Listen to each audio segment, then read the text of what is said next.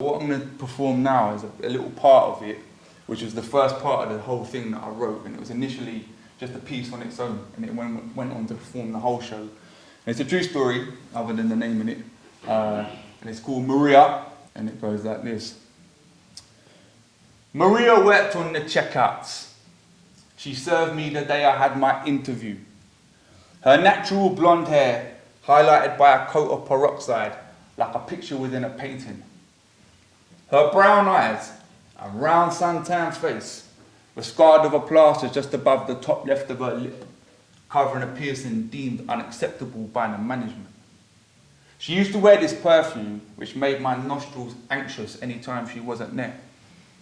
We got talking one evening when she was relieved from her tour during the quiet hour and sent to assist me stacking the shelves.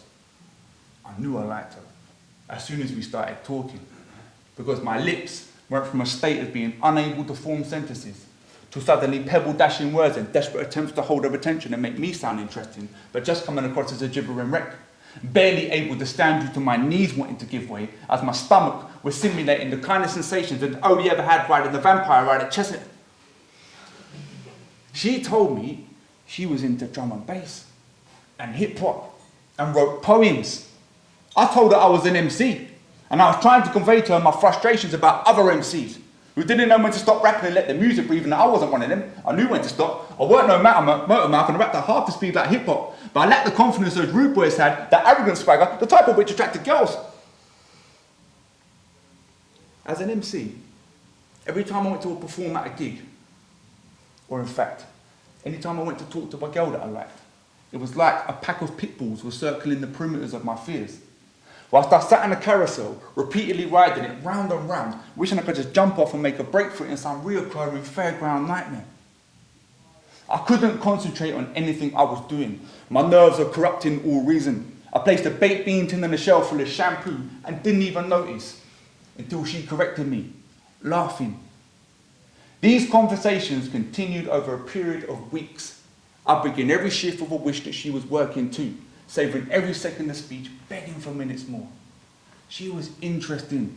She read books, painted, wrote poems and went out raving, and she was gorgeous. I didn't know girls like this existed. She worked in the evenings and was the only part-timer who didn't work on Saturdays because she said she needed her Friday nights. Though we talked a lot, I wasn't really getting the impression that she was into me, and I was hopelessly floating into friendship, a fate that I'd suffered before. Made even worse by the news she broke to me one evening that she was leaving to go to art college. That night back at the bedsit, I was thinking about points in the past where I thought I'd let myself down, and there were quite a few. I decided I wasn't going to let this one slip away like all the others. I had to say something. I had to tell Maria I liked her and ask her out. I could hear those pit bulls barking, but I was prepared to risk getting bitten. And something must have been right, because the next day I found out from my friend Anthony, who also worked on the checkouts, that her final shift coincided with the one day of the week I was working late. On the final day, she wasn't due until 4 and will finish at 7. I was starting at 12 and working till 8. I knew my window of opportunity would be small, so I had to be ruthless. I worked out what I was going to say the night before in the bedsit, and this looped round my head all day long, disturbing the delicate network of needle threads that was my nervous system. But I remained determined. I was going to kick them pit bulls right in the balls, and if they bit, then so be it. At least they would have tried. I didn't get to see Maria arrive that day. An unusual influx of customers kept both me and her busy for what would normally be a quiet evening once the post-work rush was over. Any spare moment I got was spent hoping she'd come off her checkout and come and work with me filling up the freezers. Any quiet moment was brief and was soon disturbed by flipping queues of customers.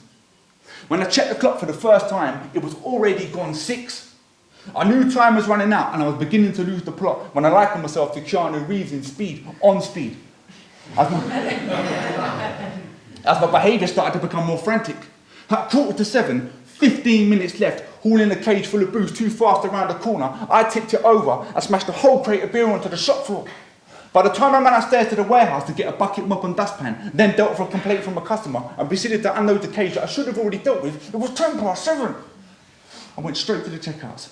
I went upstairs to the office, the canteen, but I just could not find her.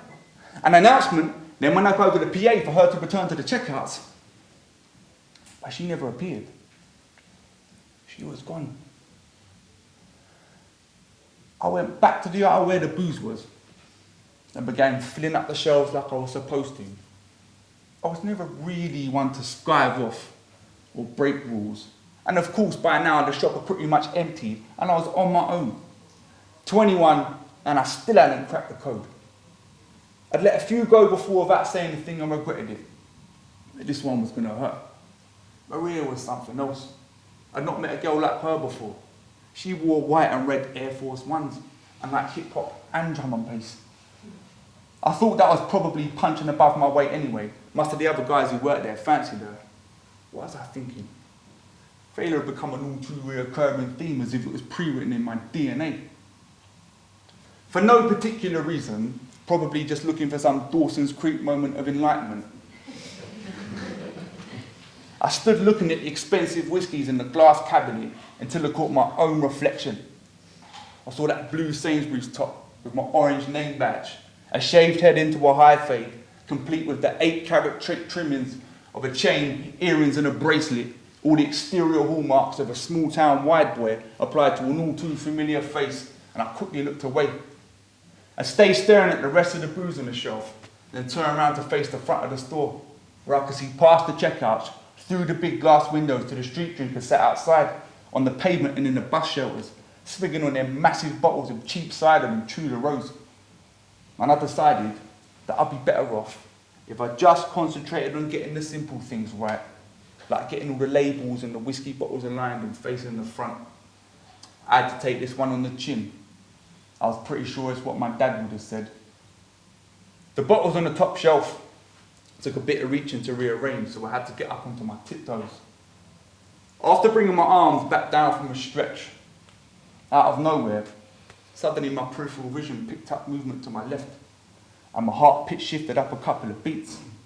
As I turned around to face the cage at the end of the aisle, it was like that very moment when the vampire ride reaches the pinnacle of the incline and then drops. There she was, standing next to the cage that only minutes ago I'd tipped over. Wearing her own clothes, she's changed out of that shapeless Sainsbury's uniform and into this denim combo that kissed her curves. She let her blonde hair down, which is now brushing against her shoulders. Stunned into silence, she walked towards me and I could not move. I remember noticing my mouth was wide open, but there was nothing I could do. Before I could even contemplate producing a sound, she took the lead. She said she hadn't seen me, wanted to say goodbye and give me this, placing a piece of paper into my hand. Written on it was her name, her mobile number, and a kiss. She then backed away with a smile and said, "Ring me." The only words I managed in that moment were, all right.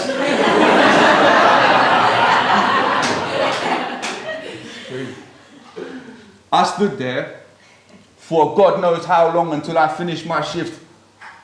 My friend Anthony came up to me as I was leaving and asked me if Maria had spoken to me. Yeah. Wait, what, you knew? And he said to me, mate, everyone did.